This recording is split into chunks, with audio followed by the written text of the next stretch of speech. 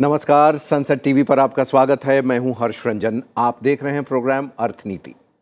अर्थनीति में हम इकोनॉमी और फाइनेंस के जटिल लगते मुद्दों को आसान भाषा में समझने समझाने की कोशिश करते हैं। और आज हमारी चर्चा का विषय है देश में लगातार बढ़ रहा औद्योगिक उत्पादन, जिसे हम अर्थव्यवस्था की मजबूती के तौर पर देखते हैं।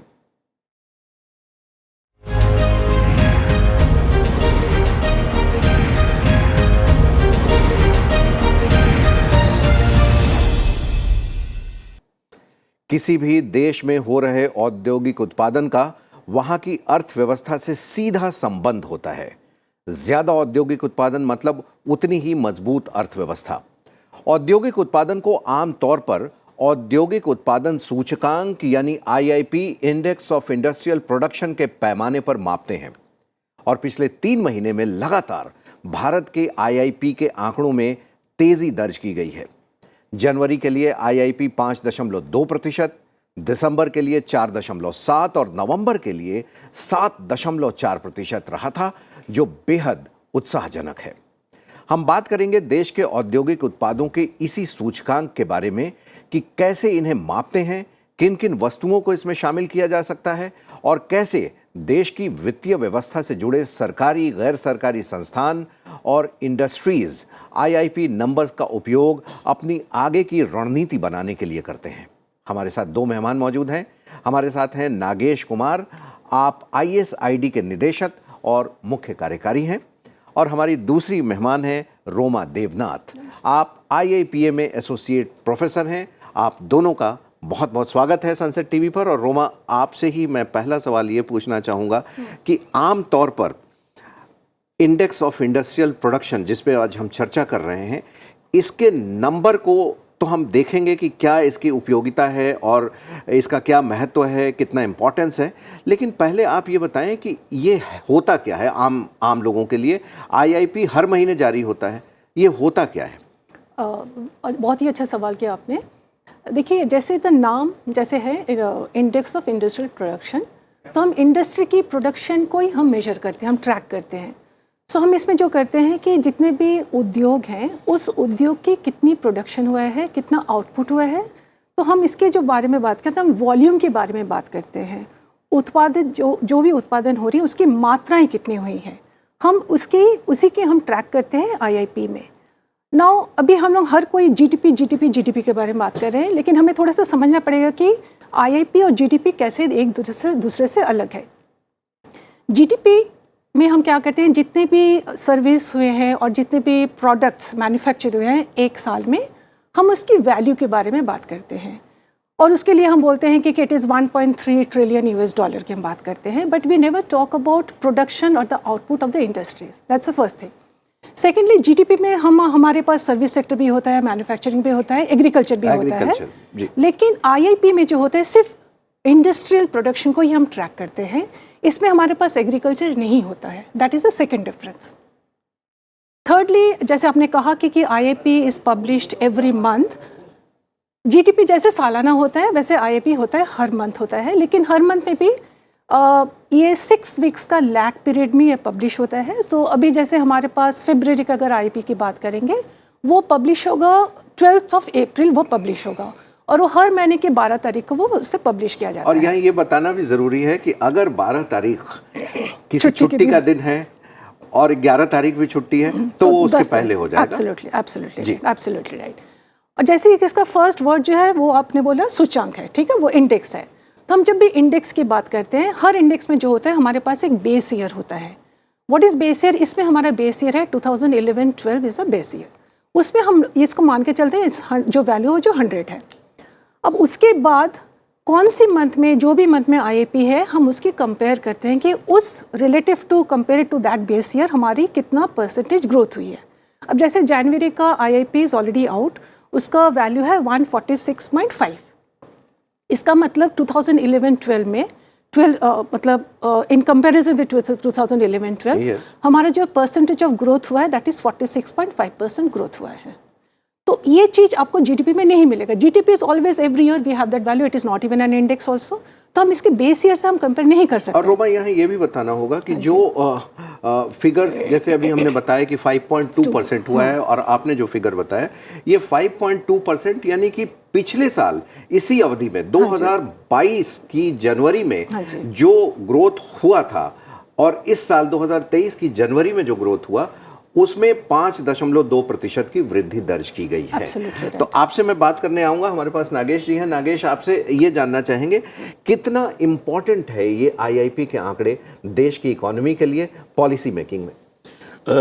मेरे ख्याल से जो अभी रोमा जी ने बताया कि हम कैसे इसको मेजर करते हैं, वो एक चीज़ है, लेकिन ये आईआईपी और जो औद्योगिक क्षेत्र में जो प्रगति का सूचक है, तो इसका इतनी इम्पोर्टेंस है क्योंकि अभी जैसे एक अर्थशास्त्री हुए निकोलस कार्डोर, उन्होंने कहा था कि कोई भी देश मुझे ध्यान नहीं पड़ता जो विकसित हो गया हो बिना औद्योगिक प्रगति के। तो विकास के लिए, जैसे हमारा देश विकास के लिए प्रयत्नशील है, उसके लिए औद्योगिक विकास की गति को बढ़ाना और इंडस्ट्रियलाइज होना बहुत ज़्यादा महत्वपूर्ण है।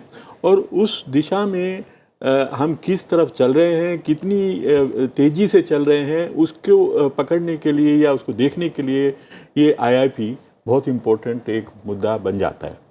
और अभी जो जैसे ये उत्साहवर्धक परिणाम आए हैं कि 2-3 महीने से लगातार इसमें वृद्धि हो रही है, मुझे लगता है कि ये अभी एक शुरुआत है इसकी अच्छी ग्रोथ होने की।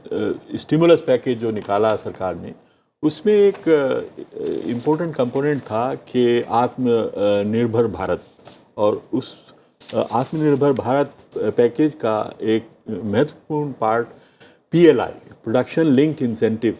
तो 14 ऐसे सेक्टर्स को जिसमें बहुत पोटेंशियल था और हम उनका पोटेंशियल एक्सप्लॉइट नहीं कर पा रहे थे, तो उनको बढ़ावा देने के लिए सरकार ने एक स्कीम चलाई, प्रोडक्शन लिंक्ड इंसेंटिव। तो उन चीज़ों का, उन पॉलिसी का अब धीरे धीरे असर दिखना शुरू होगा।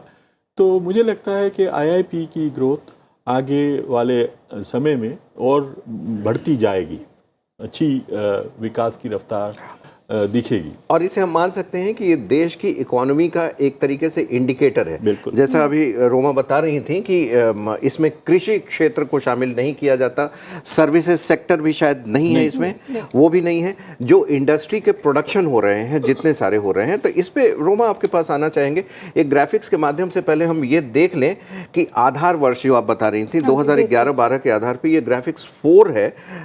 इसके आईआईपी में किन किन वस्तुओं को शामिल किया गया है और इनकी संख्या कितनी है। तो अगर हम इसमें देखें कि आधार वर्ष 2004-5 को देखें तो खनन में 61 वस्तुएं शामिल थीं, और जो मैन्युफैक्चरिंग की हम बात करते हैं उसमें 620 वस्तुएं शामिल थीं, और बिजली को 1 माना गया था। लेकिन 11-12 में आप देखिए कि खनन जो है उसमें 29 है, विनिर्माण में 809 है। ये फिगर काफ़ी बढ़ाया गया जो प्रोडक्शन मैन्युफैक्चरिंग का है, और बिजली 1 है। तो ये जो चेंजेस हुए हैं इसमें, इसको आप कैसे देखते हैं? इससे क्या फ़र्क पड़ा कि जैसे मैन्युफैक्चरिंग मेन कंपोनेंट है इसका, सबसे ज़्यादा परसेंटेज इसी का है, तो इसमें ज़्यादा सामान लाए गए, कुछ सामानों को हटाया गया होगा, कुछ सामान नए जोड़े गए होंगे। ये कैसे मापते कैसे हैं इसको? देखिए, ये जो हमारा आईआईपी हम जब कैलकुलेट करते हैं, इसमें मेजर हमारे 3 सेक्टर्स होते हैं, 3 क्षेत्र होते हैं। 3 क्षेत्रों में first is manufacturing, second is mining, third is electricity. In 3 sector की कुछ अलग अलग वेटेज होते हैं, भार होते हैं, वेटेज होते हैं। जो मैन्युफैक्चरिंग में इट इज 78%, माइनिंग में it is around 14%, and in electricity is around 8 to 9%। इसका ये मतलब होता है कि अगर माइनिंग में अगर कुछ भी एक्टिविटी हो रहा है तो उसका direct impact will be on the economy. 14% है, अगर 15% में बढ़ता है तो जो एक्टिविटी जो बढ़ रहा है उसका इम्पैक्ट आपका इकोनॉमी में पड़ेगा। अब मैन्युफैक्चरिंग के लिए मैं आपको थोड़ा सा एक छोटा सा सिंपल से एग्जांपल देना चाहती हूँ।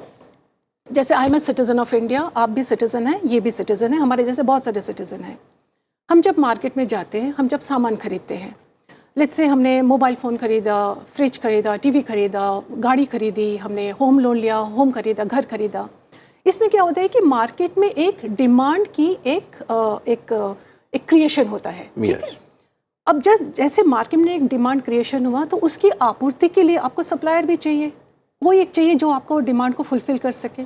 तो वो ये फुलफिल कौन करता है? ये फुलफिल करने के लिए आपको प्रोड्यूसर्स चाहिए, मैन्युफैक्चरर चाहिए। They start the production, they start the manufacturing. वो जो मैन्युफैक्चरिंग करते हैं, यही सारा मैन्युफैक्चरिंग करके वो मार्केट में दे रहे हैं, मार्केट में हम जा रहे हैं, सामान खरीद रहे हैं, प्रॉफिट हो रहा है, सेल्स हो रहा है। इस पूरी अगर आप वैल्यू चेन को देखेंगे, इसमें एवरीबडी इज़ गेटिंग बेनिफिटेड। ऊपर से और एक चीज़ मैं आपको बताऊंगी, बिकॉज आपने मुझे पूछा मैन्युफैक्चरिंग के ऊपर ये पूछा। अब मैन्युफैक्चरिंग जब इतना बढ़ जाता है तो उसमें क्या होता है कि प्रोड्यूसर्स के पॉइंट ऑफ व्यू से उनका ऑपरेशंस उनको बढ़ाना पड़ता है, उनको बहुत सारा प्लांट लगाना पड़ता है। तो उसके लिए वो कहाँ पे जाते हैं? वो बैंक के पास जाते हैं, हमें फाइनेंस करो, हमें लोन दो। बैंक उसको कुछ भी इंटरेस्ट लेके उसको लोन देता है। Think it from my point of view as a citizen, मैं भी जाती हूँ बैंक में कि मुझे भी लोन दीजिए, मुझे भी होम लोन दीजिए, मुझे भी कार लोन दीजिए, मुझे ये लोन दीजिए। तो मैं भी लोन ले रही हूँ। This is also business for the bank. तो मैन्युफैक्चरिंग सेक्टर की अगर आप देखेंगे, उसमें जितने भी यूनिट्स है, इनफैक्ट हमारे पास 8 डिफरेंट इंडस्ट्रीज़ है which are the core industries. और उस कोर इंडस्ट्रीज को अगर आप ध्यान पे रखेंगे, they are contributing more than 40%। जो आईआईपी के फिगर्स होते हैं, हाँ जी, वो 40% से ज्यादा आपके 8 कोर इंडस्ट्रीज में एब्सोल्युटली उनकी भागीदारी है। एब्सोल्युटली एब्सोल्युटली जी। तो उसमें अगर देखेंगे कि नॉन माइनिंग एरिया में सबसे ज़्यादा हमारा वेटेज है। तो मैन्युफैक्चरिंग सेक्टर में अगर देखेंगे तो जो भी हम मैन्युफैक्चर कर रहे हैं, that is what we are using maximum. So demand जो जिसकी ज़्यादा है, कंजम्पशन जिसकी ज़्यादा है, वो मैन्युफैक्चरिंग सेक्टर में है। इसलिए मैन्युफैक्चरिंग सेक्टर में अराउंड 78% आपको वेटेज दिया गया है। This is the prime reason why this sector has been focused और एम्फेसाइज्ड। और अगर आप देखें कि 2017 में इसमें जो चेंजेस लाए गए हैं, अभी 6 साल पहले लाए गए हैं, एक चीज़ बड़ा यहाँ दीगर होगा बताना नागेश जी, वो ये कि कुछ चीज़ों को इंक्लूड किया गया है और कुछ चीज़ों को एक्सक्लूड किया गया है। आज के डेट में अगर हम अपने दर्शकों से बात करते हुए ये बोले कि आपसे अगर कोई कैलकुलेटर मांगता है, आपसे कोई घड़ी मांगता है, कैमरा मांगता है, पेन या डायरी मांगता है, टॉर्च मांगता है, कैलेंडर मांगता है, तो आप सिर्फ एक ही चीज देंगे और वो है ये मोबाइल। यानी कि इन जो 5-6 इवन कॉम्पास 5-6 चीजों की जो उपयोगिता थी, कैलकुलेटर, घड़ी, camera, pen, diary, compass, torch, calendar, even इनका प्रोडक्शन खत्म हो गया। एक खत्म नहीं हुआ, काफी कम हो गया, क्योंकि इनकी डिमांड जिसकी आप बात कर रही थी, वो डिमांड कम हो गया। तो सरकार ने यही किया है कि ऐसी काफी सारी वस्तुएं जो अब तक थी उनको हटाया है और कुछ नई चीजों को जोड़ा है। जो नई चीजें जुड़ी हैं उसमें रिफाइंड पाम ऑयल है, सर्जिकल एक्सेसरीज हैं, सीमेंट क्लिंकर्स हैं, और कुछ आइटम जो हटाए गए हैं उसमें चिविंग टोबैको है, टूथब्रश है, कैलकुलेटर्स हैं, फैन है, वॉचेस हैं और पेन है।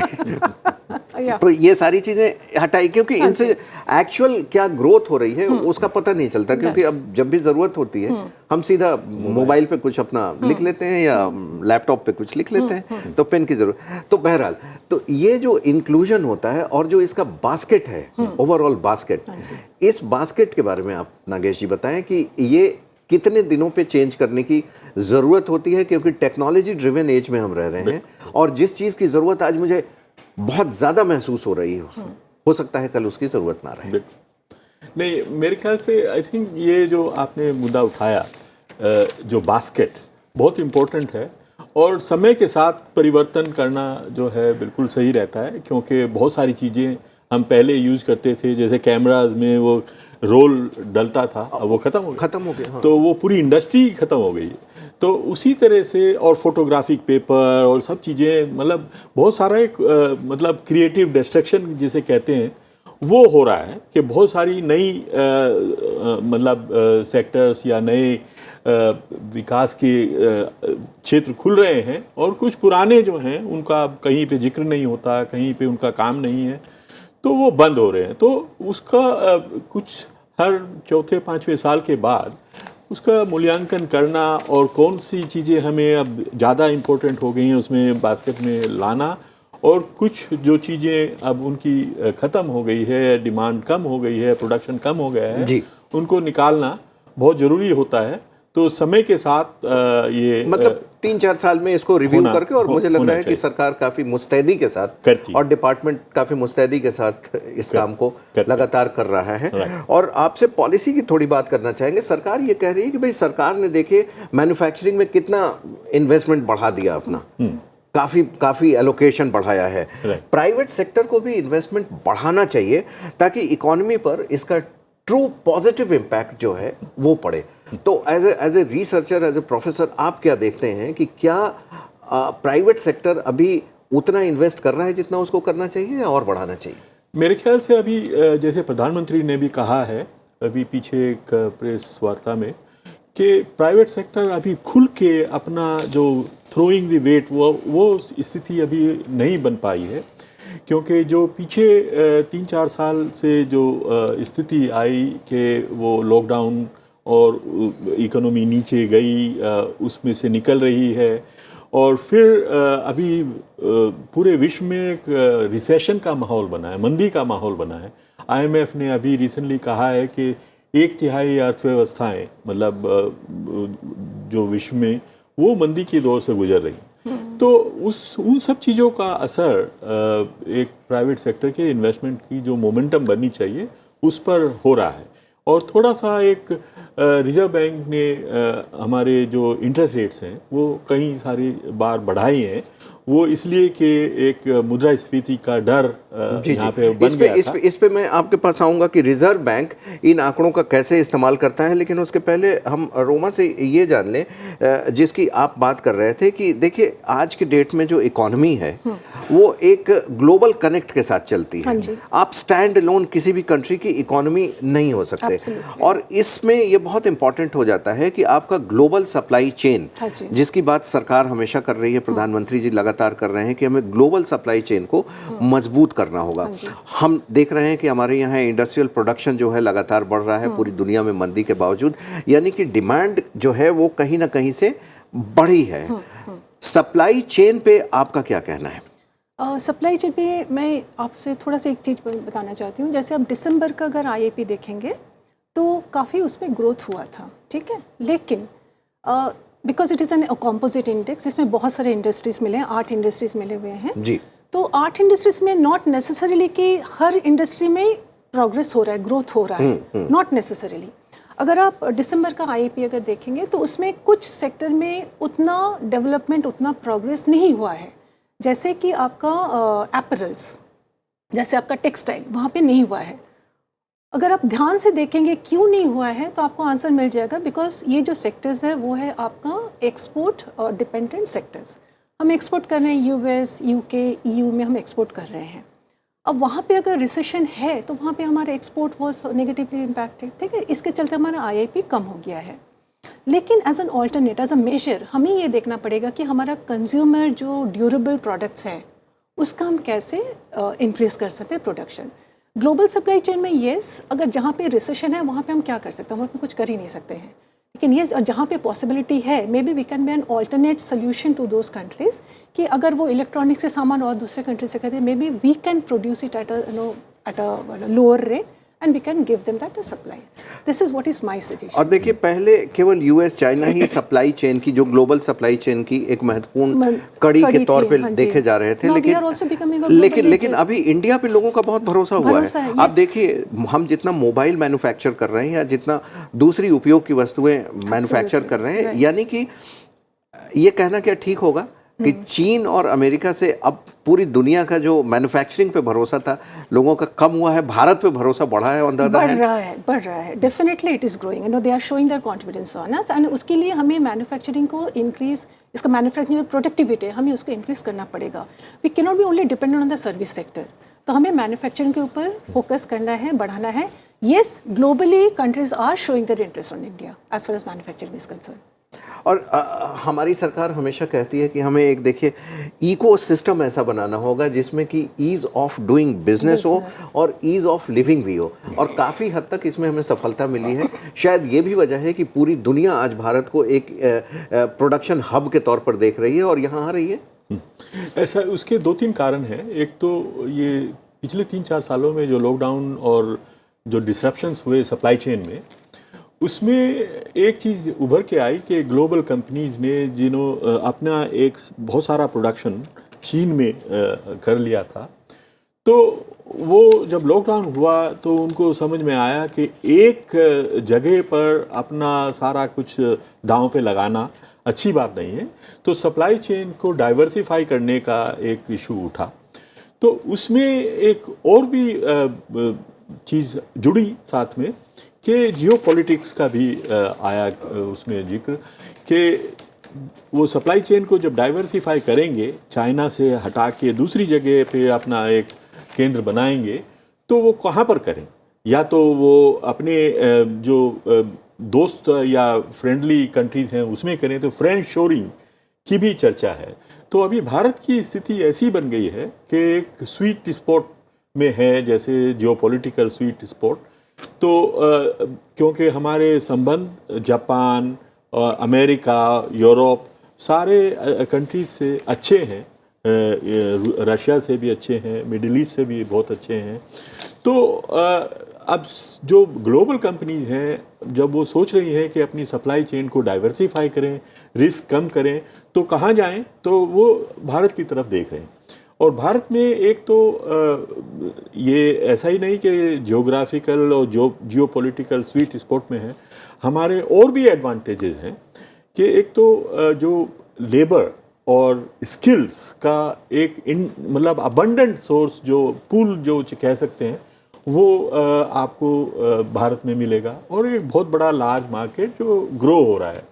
तो दोनों चीज़ें मिला के एक बहुत बड़ा इम्पोर्टेंट और यह अट्रैक्टिव डेस्टिनेशन बन जाता है। तो ये आप देख सकते हैं कि पिछले कई सालों में जो फॉरेन डायरेक्ट इन्वेस्टमेंट है वो तेज़ी से बढ़ा है, और भारत इस समय जो टॉप के 10 मतलब डेस्टिनेशंस हैं इन्वेस्टमेंट के, उनमें एक है।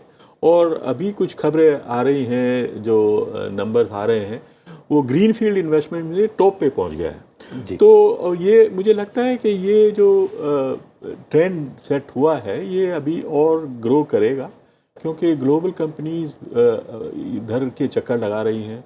अभी फॉक्सकॉन ने एक पहले जॉइंट वेंचर की बात करी थी कि हम सेमीकंडक्टर्स इंडिया में बनाएंगे वेदांता के साथ। एक महीने के अंदर ही उन्होंने अपना मन बदला कि एक और लगाएंगे, एक प्लांट वेदांता के साथ लगाएंगे, एक अपना और लगाएंगे। तो उस तरह से ये क्यूमुलेटिव प्रोसेस है, और इकोसिस्टम जो आप कह रहे थे वो बनता जा रहा है। क्योंकि एप्पल अभी भारत में अपने 5% जो फ़ोन्स हैं वो बनाते हैं, लेकिन उनका प्लान जो दिखाई दे रहा है कि 2025 तक वो 25% अपने फ़ोन भारत में बनाएंगे जी, which means a very big business, very big opportunity for India. और रोमा, जो हम बात कर रहे हैं कि भारत में इंडस्ट्रियल प्रोडक्शन बढ़ रहा है इस तरीके से, और हम यहाँ से एक्सपोर्ट भी कर रहे हैं, क्या फ्री ट्रेड एग्रीमेंट FTAs पे भी हम काफ़ी आगे जा रहे हैं, कई देशों के साथ हम कर रहे हैं, इसका कितना इम्पैक्ट पड़ा है? देखिए, फ्री ट्रेड एग्रीमेंट में ऑब्वियसली व्हेन यू आर आप दूसरे कंट्री के साथ कोऑपरेशन करके कर रहे हैं, obviously definitely have an impact on you, positive impact आपके पास होगा। आप देखिए, ट्रेड में भी आप देखेंगे तो हमारा ट्रेड बढ़ ही रहा है, ऐसे कुछ नहीं है कि हमारा घट रहा है, ट्रेड भी हमारा बढ़ रहा है। So obviously there is a positive impact. बिल्कुल। और हम बात कर रहे हैं IIP की, यानी इंडेक्स ऑफ इंडस्ट्रियल प्रोडक्शन की, कि भारत में जो औद्योगिक उत्पाद हैं वो काफ़ी ज़्यादा अभी बन रहे हैं, और जनवरी और पिछले साल दिसंबर और नवंबर तीनों महीनों में लगातार इसमें वृद्धि हुई है, औद्योगिक उत्पाद बढ़ा है, यानी कि डिमांड बढ़ी है। पूरी दुनिया में मंदी चल रही है, लेकिन भारत में ये प्रोडक्शन जो है लगातार बढ़ा है, और ये एक बहुत ही सुखद खबर है इकॉनमी के फ्रंट पर, कि हमारी इकॉनमी जो है वो बिल्कुल शाइन कर रही है, ब्राइट स्पॉट है, और ऐसा IMF भी मानता है और दुनिया के दूसरे देश भी मान रहे हैं। IIP के आंकड़ों पर हम आपसे पास आने वाले थे कि ये कितना इम्पॉर्टेंट है, जो सरकारी संस्थान है, रिजर्व बैंक ऑफ इंडिया है, जो इंडस्ट्री बॉडीज़ हैं उनके लिए, और कैसे इसका उपयोग करते हैं ये? असल में जो सरकारी संस्थाएं या जैसे रिजर्व बैंक ऑफ इंडिया, वो देखते हैं कि एक तरफ उनको टारगेटिंग है मुद्रास्फीति की दर, इन्फ्लेशन रेट को कंट्रोल में रखना है, तो वो मनी सप्लाई से लिंक्ड होती है, और मनी सप्लाई को वो कंट्रोल करते हैं इंटरेस्ट रेट से। लेकिन साथ में उनको ध्यान रखना पड़ता है कि इतनी ज़्यादा अगर हमने इंटरेस्ट रेट बढ़ाया कि उससे प्राइवेट इन्वेस्टमेंट जो इंडस्ट्री में जा रहे हैं वो अफेक्ट होने लगे हैं, तो उनको फिर सोचना पड़ता है, तो बैलेंसिंग। तो अब जो ऐसी स्थिति आ गई है कि इन्फ्लेशन का मुझे लगता है कि जो पीक पॉइंट था वो पहुंच चुका है, उसके बाद अब नीचे गिर गया है थोड़ा। तो रिजर्व बैंक मुझे लगता है कि अब जो वो हर मॉनेटरी पॉलिसी जो क्वार्टरली होती है उसमें मुद्रास्फीति को कम करने के लिए इंटरेस्ट रेट बढ़ाए जा रहे थे, अब रिजर्व बैंक को शायद सोचना होगा कि औद्योगिक विकास को और मतलब स्टिमुलस दें, और अभी जो इंटरेस्ट रेट्स हैं उनकी बढ़ने की गति पे थोड़ा सा लगाम लगाएं, जिससे प्राइवेट इन्वेस्टमेंट भी बढ़े। और साथ में अभी जो बजट में वित्त मंत्री ने जो इंफ्रास्ट्रक्चर इन्वेस्टमेंट के लिए कैपेक्स के लिए 33% का इंक्रीज किया है, 10 लाख करोड़ 10 लाख करोड़ का, उससे एक बहुत बड़ा बूस्ट औद्योगिक विकास को मिलने वाला है, ऐसा मुझे लगता है। क्योंकि इंफ्रास्ट्रक्चर इन्वेस्टमेंट जब होता है तो उसमें कई सारे जो औद्योगिक विकास के क्षेत्र हैं जैसे स्टील या सीमेंट, और इनका बहुत डिमांड बढ़ेगी। और मुझे लगता है कि जैसी अभी स्थिति विश्व में बनी है, थोड़ी मंदी का माहौल है बाहर के देशों में जी, तो मुझे लगता है कि सरकार ये जो 10 लाख करोड़ इन्वेस्ट करने वाली है आने वाले वित्त वर्ष में, उसको फ्रंट लोड करने की कोशिश करेगी। और फ्रंट लोड करेगी तो उससे ये गति बहुत जल्दी से बढ़ेगी, और जो प्राइवेट इन्वेस्टमेंट जिसको हम सोच रहे हैं कि अभी उतना मोमेंटम नहीं आ पा रहा है, वो बढ़ने का वो आएगा। आज के एपिसोड में हम बात कर रहे थे IIP यानी इंडेक्स ऑफ इंडस्ट्रियल प्रोडक्शन की, जो लगातार भारत में बढ़ रहा है। ये रिपोर्ट हर महीने प्रकाशित की जाती है, और उम्मीद है कि इस एपिसोड को देखने के बाद आप लोग भी हर महीने क्या इंडेक्स ऑफ इंडस्ट्रियल प्रोडक्शन रहा है उस पर गौर करेंगे। आपको ये ज़रूर बताना चाहेंगे कि भारत में पहली बार IIP की जो रिपोर्ट थी, जो फिगर्स थे 1950 में प्रकाशित किए गए थे। इसमें एक बेस ईयर पे हम कैलकुलेट करते हैं, और 9 बार रिवीजन हो चुका है, और पहली बार जो बेस ईयर माना गया था वो 1937 को माना गया था। आप दोनों मेहमानों ने बहुत सार्थक बातचीत की, बहुत उपयोगी जानकारी दी। स्टूडियो में आने के लिए आप दोनों का बहुत बहुत शुक्रिया। आज की अर्थनीति में इतना ही। अगले सप्ताह फिर किसी विषय पर आपके साथ मुलाकात होगी, तब तक हमें दीजिए इजाज़त। नमस्कार।